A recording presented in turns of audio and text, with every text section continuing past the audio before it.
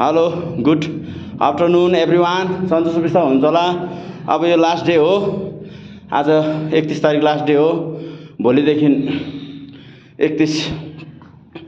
2026 नयाँ इयर लाग्दैछ।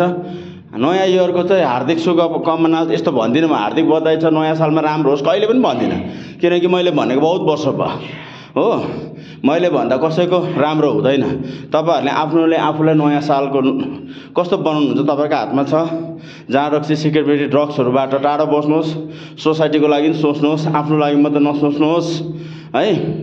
अब भोलिदेखि त नयाँ साल लाग्दैछ। आज रातभरि बस्ने, पुरानो सालमा भक्कु खाने, घिच्ने, मात्ने, अनि भोलिबाट धङधङी सरी ह्याप्पी न्यू इयर चाहिँ नभनिदिनु होला है। त्यसले गर्दाखेरि ओके सर। र साल त यस्तै हो, नयाँ पुरानो हुँदै जान्छ, तर हामी चाहिँ फिटनेसमा ध्यान गरेर चाहिँ स्वास्थ्य चाहिँ नयाँ बनाउनुपर्छ हामीले। हाम्रो सरले यसरी उचाल्नुहुन्छ, हामीले वर्कआउट चाहिँ छोड्नु हुँदैन है। राइट मेसेज सरकोबाट। दुनियाँभरको दारू सिगरेट बिडी खाएर त्यस्तो नयाँ साल त कति मनायो।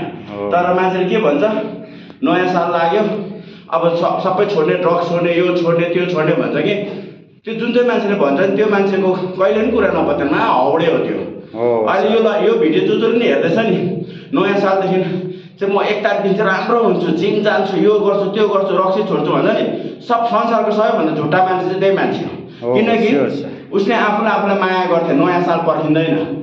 बिमार हुनुलाई चाहिँ नयाँ साल पर्खिनुपर्छ। Right sir, right. रोग लाग्नुलाई नयाँ साल पर्खिनुपर्छ, पर्दैन नि, पर्दैन होइन, जहिले पनि रोग लागिहाल्छ। त्यसले गर्दा राम्रो सोच भएको मान्छेले 31 डिसेम्बर कहिले पनि पर्खिँदैन।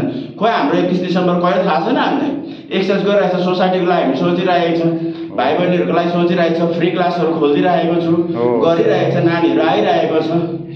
मलाई चाहिँ भोलिदेखि चाहिँ जसले अब अहिले भरे भेट्छ होला, 31 डिसेम्बरमा चाहिँ सबै कुरो खाने सक्यो, अब 1 तारिकदेखि चाहिँ सुध्रिने भन्ने मान्छे भेट्यो भने चाहिँ नि फेस टु फेस भनिदियो। तँ जस्तो हाउडे छक्का मान्छे कोही पनि होइन, किनकि यस्तो छक्काहरू थुप्रो छ 1 तारिकदेखि सुध्रिन्छु भन्ने। Thank you so much. हाम्रो एक्सर्साइज छ। मैले यो अलिक उयसमा आएर प्रेसर सरी बोल्यो भन्नुहुन्छ होला, कसले के भन्नुहुन्छ, तर सबैले प्रायः जस्तो मेरो भ्युजहरूले त भोइस दामी छ, सरले त डरो दिन्छ भन्छ। Thank you so much. र पनि नयाँ साल चाहिँ त्यही जहाँ रक्सी सिगरेट बिडी खान्छ नबिताउ, त्यस्तो नयाँ साल त कति आउँछ। भोलिको लागि सोचौँ। Bye bye, love you all. Okay, thank you sir.